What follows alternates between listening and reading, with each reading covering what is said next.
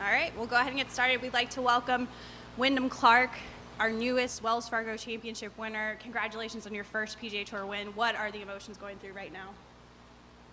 I mean, it's honestly it's surreal. I've dreamt about this since I was probably 6 years old, and since I've been on the PGA Tour, you fantasize about it all the time. And I've done it multiple times this year where I catch myself daydreaming about winning, and to do it at this golf course against this competition is better than I could ever have imagined. Exceptional play over the last 4 days. Just talk about how dialed in you were on this very tough golf course. Yeah, I mean, I honestly had pretty much every part of my game clicking. I drove it really good most of the week. I really made some nice putts yesterday and today, some clutch putts when I needed to, and then my short game was there when I needed it. So, every part of my game I felt like was clicking. All right, great. We're going to open up questions. We're going to start with Shane Ryan over here on the right. We're going to get a mic to you. Shane, right there. Congrats, Wyndham. Thank you. Being in contention and failing to win can go a couple of ways for players. It can create scar tissue and make it harder the next time. It seems like you leaned on those experiences and learned from it today. And I'm curious specifically, what you took from your previous close calls and at what moments that kind of helped you. I mean, to be honest, when I lost in the Dominican this year, I was beginning to think that maybe I'll never win. I know that sounds crazy because I've only been on here 5 years, but I've had a lot of chances to where I was within 2 or 3 shots, either going into the back nine or starting on a Sunday, and I always seem to fall short.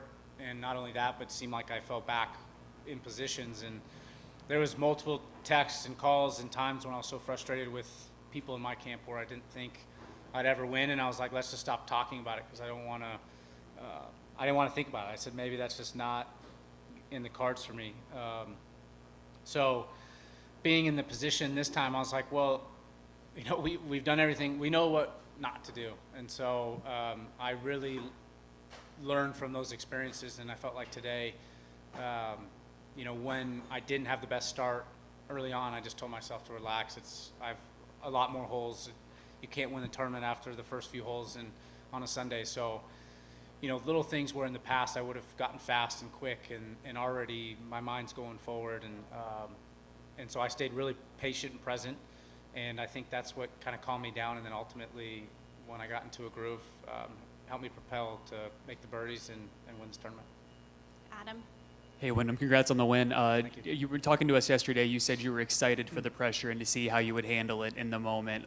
Xander made a couple runs at you. You guys made those back-to-back birdies. You were able to respond to what he was doing. So how do you feel, you responded in the moment, down the stretch there especially? Yeah, I mean, that's fun. I think in the past I sometimes shied away maybe from those pressure moments because I would get too amped up. That's one of the hardest things in golf is you have all these emotions and you're so excited out there, and you have to then have touch and hit something with such, so much touch and pace.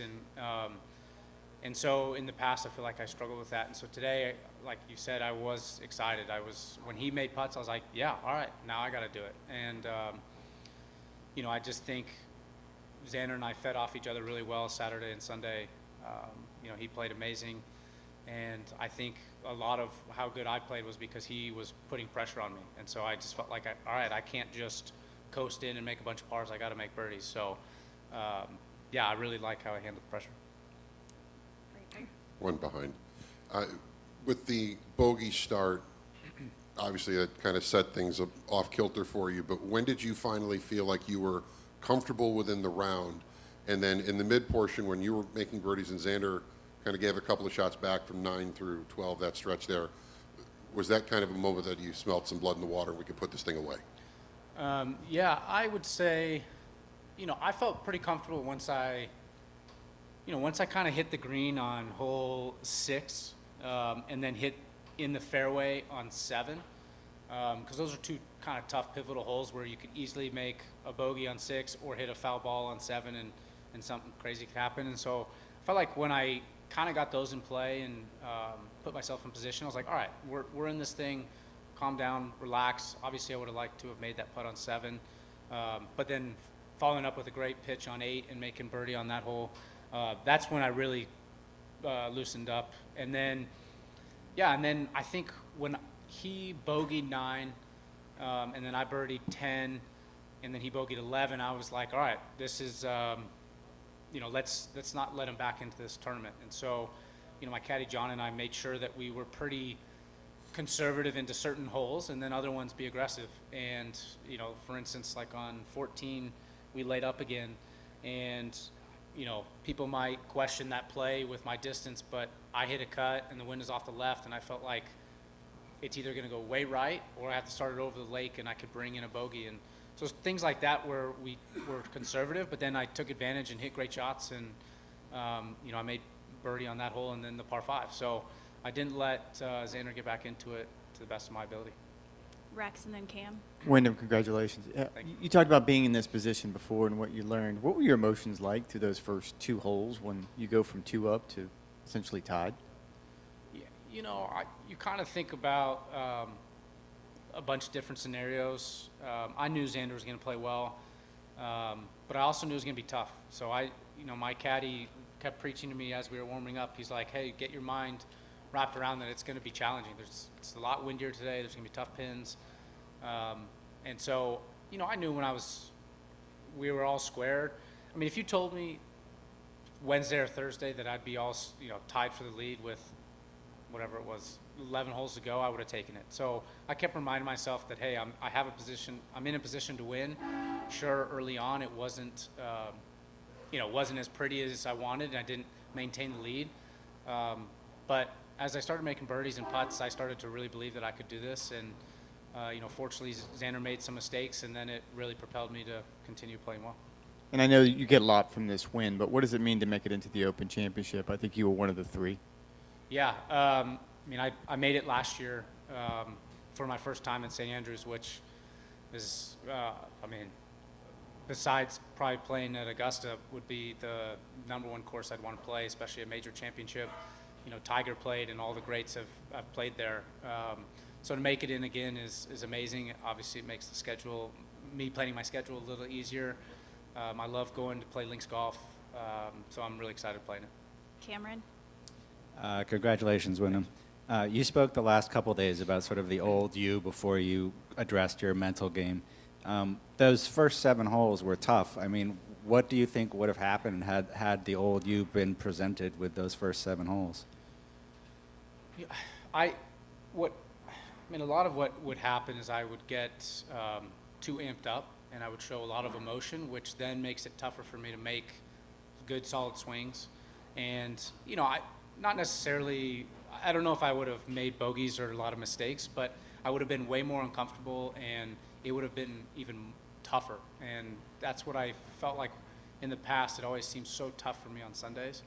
And today, I wouldn't let my mind go in that direction. And so I just kept reminding myself that, you know, I can play great golf, and I can play good golf on Sundays. And I didn't want to be the person that I was in previous Sundays in previous years, because that person, you know, probably shoots 2-3 over today, or even more, and loses his head and gets mad out there and doesn't control his emotions. And so I was really happy with how I handled all of it. And then one of the lessons that winners often talk about is that they realize they don't have to be perfect to win. It's like this sort of aha moment. Is that something that you're kind of realizing right now? You don't have to be perfect. For sure. You know, obviously today I wasn't perfect. I started off with a bogey and missed the first few greens, and even on the backside hit some squirrely shots here and there. And I even missed some short putts, like the one on 7 and 9. I really wanted those ones, and I thought that was going to make things easier. But I kept telling myself, honestly, I've had multiple texts between my caddy or coaches or mentors, whatever, that's saying, hey, you don't have to be perfect today. You just have to get the ball in the hole and stay patient and really stay in the present. And I felt like I did a good job with that. Bob, back left. Obviously, all the changes on the tour with the designated events. Next year, these tournaments are going to be smaller fields. You've just pretty much taken care of that by winning here. But Just wondered if this year you thought about that at all. Like, one of the ways to get in would have been to be in the top 50 FedEx. Did you think about that? Like, you needed to position yourself for next year? Do you have any thoughts on how maybe if it were next year, you might not have even been in this one? Yeah, I mean, my goal to start when we learned that this was going to be the schedule, my goal was for sure the top 50, and my goal every year is to make it to Tour Championship, and I haven't done that yet. But this year, I was like, all right, well, I think a really attainable goal is definitely that top 50, which would have been my best finish thus far in a season. And so, yeah, I mean, you start looking at it because I was 30-something coming into this week, and so every point matters. And obviously, when I'm out playing, I don't think about it. But leading up to things. So yeah, I'm really happy that I'm going to be in those events because I like competing against best players on the best golf courses, and obviously the increase in pay is nice too. So. We're going to take some questions from this front row right here. Wyndham, you mentioned daydreaming about winning at times, and obviously it didn't happen, but when you are standing on 18 and you've won this tournament, I mean, what does that feel like? What's going through your head at that time? Yeah, I mean, first off on the tee shot, as long as I just got it in play, I was like, okay, we can win this thing. But yeah, I really walked up the fairway and I tried to do as good a job as possible to stay in the present, but also look around and keep my head up and look at the site and having all those people there. And you only can win your first tournament once, and so I was really trying to soak it all in. And my caddy John and I didn't talk about it until basically I got the ball in the green, and then we showed a little excitement and emotion. So I'm a competitor, and until the ball's in the cup, I really tried not to think about it. But yeah, I'm so happy to be in this position. In your TV interview, Wyndham, you mentioned that you wished your mom was here. I wonder if you could just describe her influence on your life, and did you ever seriously consider giving up golf after her passing? Yeah, I mean, my mom got me into golf. Like, she was the first one that took me to the golf course. She was not a golfer. So outside of, after getting me into golf, she didn't do much as far as golf. But she was always my, kind of my rock in my life. And, even in junior golf, there's times when you're so mad and you feel like you should have done better, or you're embarrassed with how you played, or other sports, and she was always there to comfort me. So what was your other part of your question? Oh, just at some point I read that you had considered giving up golf after. Was that actually a consideration? I mean, my mom passed away when I was 19, and I'd say when I was about 20, 21, I really contemplated quitting golf. I was at Oklahoma State, and I was playing terribly.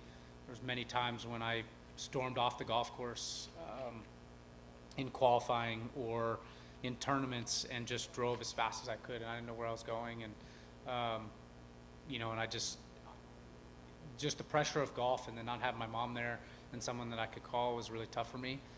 And then professionally, I've had multiple moments like that where you miss multiple cuts in the row, or you feel like your game is good and you're not getting much out of it, and you just contemplate doing it. So Max Homa has a great quote of every golfer's one shot away from thinking they can win the Masters, or one shot away from quitting golf. And it really is a great quote because that's the truth. And I'm glad I stuck out and I'm here now. So. Great. Any other questions for Wyndham? Well, Wyndham, congratulations, and go enjoy your celebration. Thank you. Awesome.